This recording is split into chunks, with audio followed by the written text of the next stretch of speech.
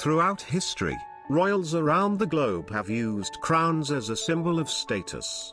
Depending on the cultural values and wealth of a community, each crown is unique. The wearing of such headgear has always been a strong symbol of power and wealth, dating back to our earliest records of civilization. Maybe the idea was to simply to make the wearer the tallest in the village, or to stand out as the chief. Who knows? Whatever the reason, a crown is a sought-after piece, and indirectly these have been the cause of quite a few spats over the years.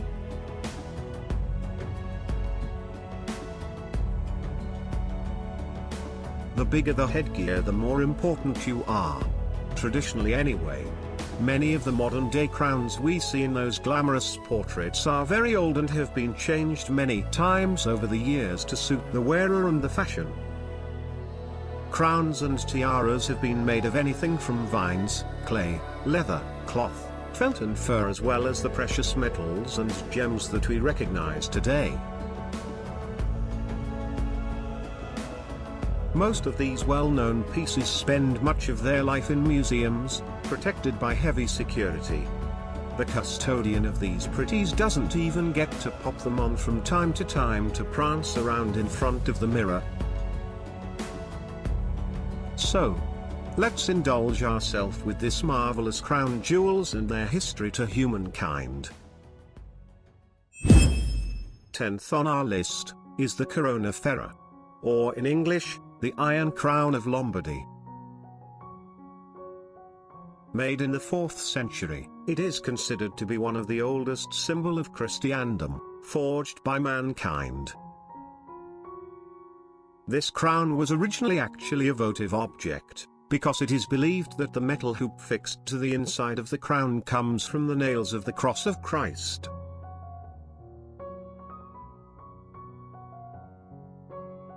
The outer circlet of the crown is made of 6 segments of beaten gold, partly enameled, joined together by hinges. It is set with 22 gemstones that stand out in relief, in the form of crosses and flowers.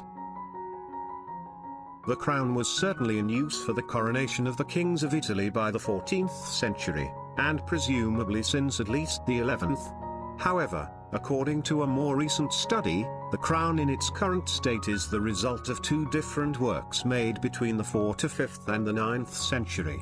This seems to validate the legends about the origin of the crown, that date it back to the Lombard era and the coronation of their kings. The last to be crowned with the Iron Crown was Emperor Ferdinand I, in his role as King of Lombardy and Venetia. This occurred in Milan, on September 6, 1838. Currently the crown is kept in the Cathedral of Monza, near Milan. 9th on our list is the Crown of the Andes. This is the only crown in the list that is not made for mankind. It is far more divine. It was for the Virgin Mary, the Immaculate Conception of Popayán, Colombia. It took 6 years to complete, with 25 goldsmith, 5.3 pounds of pure 20-carat gold, and 1,500 carats of vibrant green Colombian emeralds. Finish in 1599. It was only used during special occasions. In 1650 the crown was stolen by the English pirates, only to lose it in a street fight 3 days after. And in 1812 the crown was found and returned to Popayán by Libertador Simón Bolívar. Currently, the crown is on display at the New York Metropolitan Museum of Arts. Created through the virtuosity of the Spanish colonial artists, the crown serves as a vivid expression of the cultural values and aspirations of the community within which it was made and used.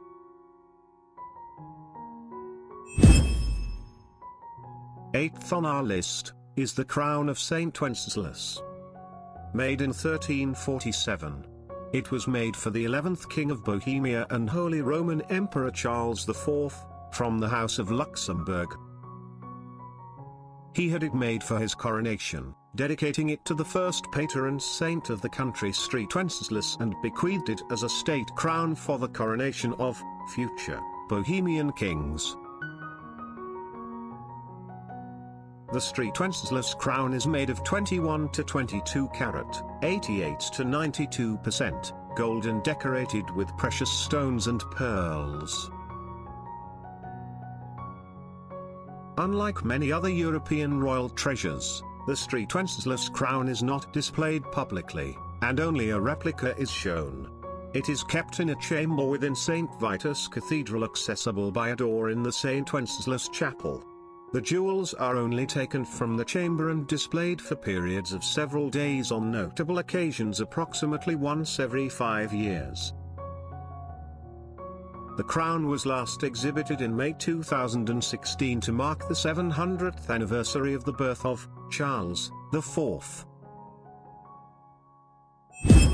Number 7. The Royal Crown of Nepal. The crown consisted of 730 diamonds, over 2,000 pearls, precious rubies, large carats of emeralds and other gems. The earliest record of the crown was when it was shown in the portrait of the first king of Nepal, King Phalavi, in 1768. The crown was last used during the coronation of King Jayendra way back in 2001. And sad to say that, after 239 years of the Shah dynasty, it came to an end on 2008 when King Jayendra stepped down as monarch, and Nepal was declared as republic and no longer a kingdom. Next on the list is the Holy Crown of Hungary, also known as the Crown of Saint Stephen. The crown was the coronation crown used by the Kingdom of Hungary for most of its existence since the 1st century. No king of Hungary was regarded as having been truly legitimate king without being crowned with it. It was first called the Holy Crown in 1256. During the 14th century, royal power came to be represented not simply by a crown, but by just one specific object, the Holy Crown. This also meant that the Kingdom of Hungary was a special state. They were not looking for a crown to inaugurate a king, but rather, they were looking for a king for the crown, as written by Crown Guard Peter of A.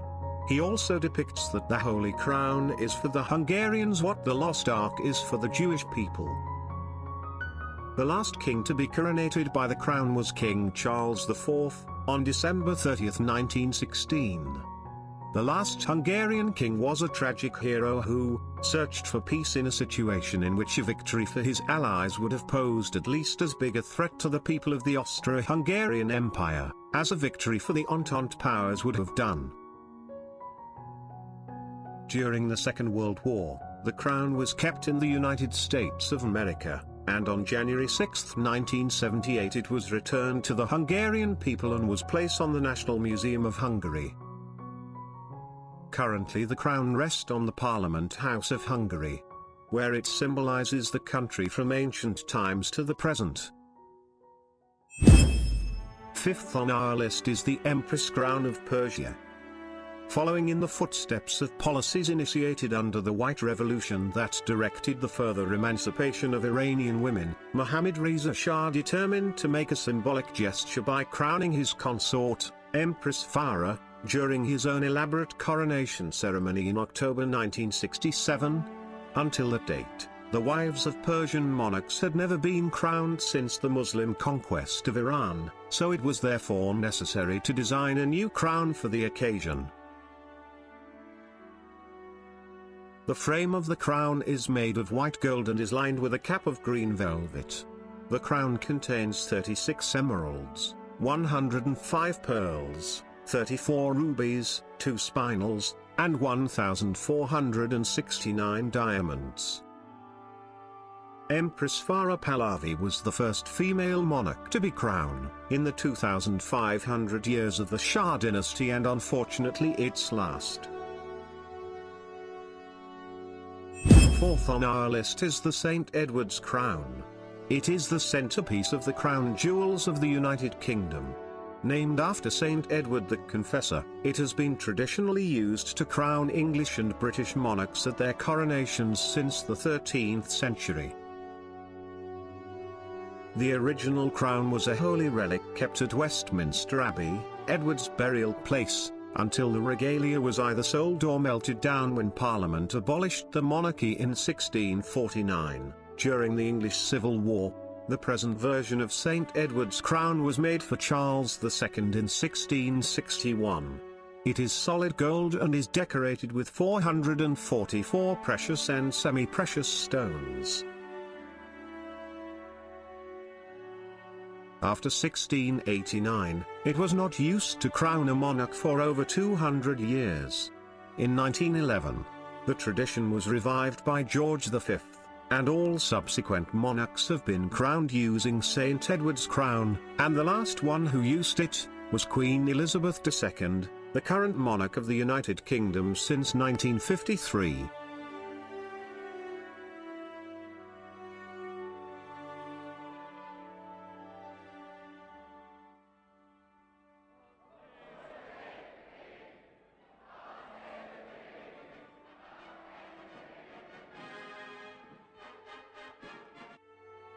To this day, Queen Elizabeth II has reigned Great Britain for over 68 years, and up to that time she had seen the crown for only 3 times. And third on our list is the famous Phalavi Crown of Persia. It was the traditional coronation crown in the Persian crown jewels which was used during the Pahlavi dynasty, 1925 to 1979.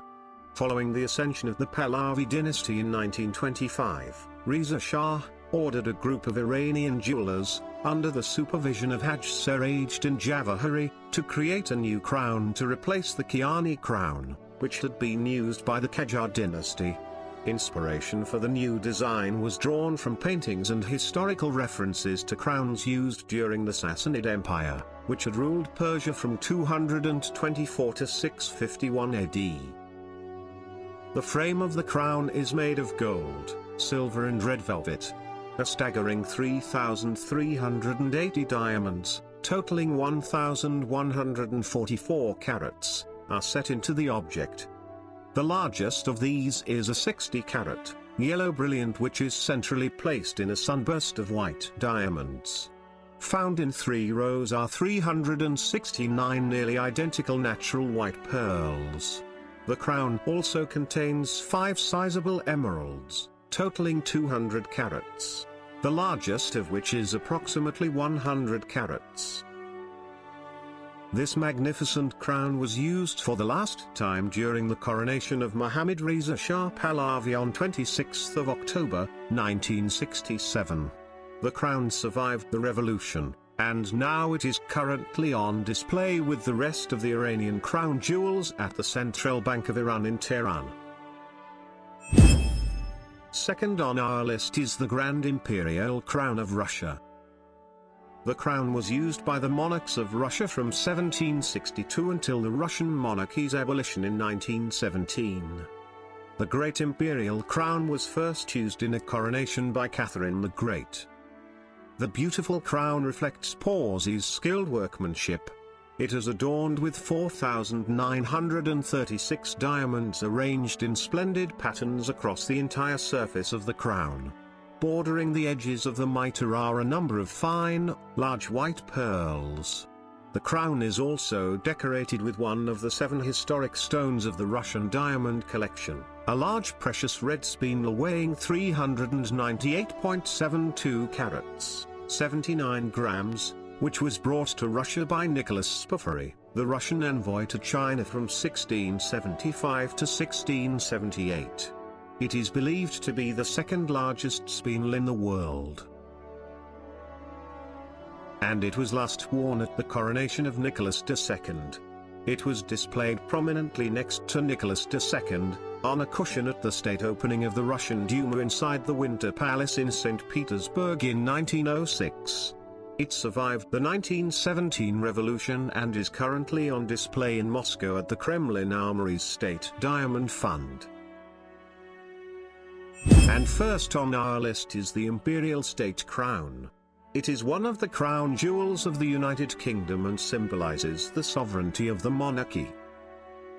It has existed in various forms since the 15th century. The current version was made in 1937 and is worn by the monarch after a coronation and used at the state openings of Parliament. Although this is one of the newer items in the regalia, the Imperial State Crown contains some of the most historic jewels in the collection, which have attracted many legends. For example, the Black Prince's ruby, set into the cross at the front of the crown, is actually a Bellas or spinel, a semi-precious stone said to be the same stone owned by Pedro the Cruel, King of Castile, before he gave it to Edward, Prince of Wales, known as the Black Prince, in 1367 as a reward for helping him defeat a rival in battle. The Blue Stuart sapphire. This sapphire was reputedly smuggled out of the country by James II when he fled in 1688. It now adorns the back of the Imperial State Crown. The Cullinan II, a 317.4 carats diamond Type II internally flawless, is the second largest stone in the Crown Jewel of England, is set into the front band of the Imperial State Crown. The Imperial State Crown is the crown that the monarch wears as they leave Westminster Abbey after the coronation. It is also used on formal occasions, most notably the state opening of Parliament. The Royal Crown is a symbol of power and authority, of triumph, victory, legitimacy, honor, and glory, but of resurrection, immortality and righteousness as well. In the past, it was truly believed that Western kings were directly anointed by God, and that his power flowed through them, protecting the people. Whatever they represent today, the crowns, coronets or diadems of royal families are an important part of cultures around the world and, if not for that, they still have a historical value and an artistic one, because they were made by the finest jewelers and craftsmen of the time.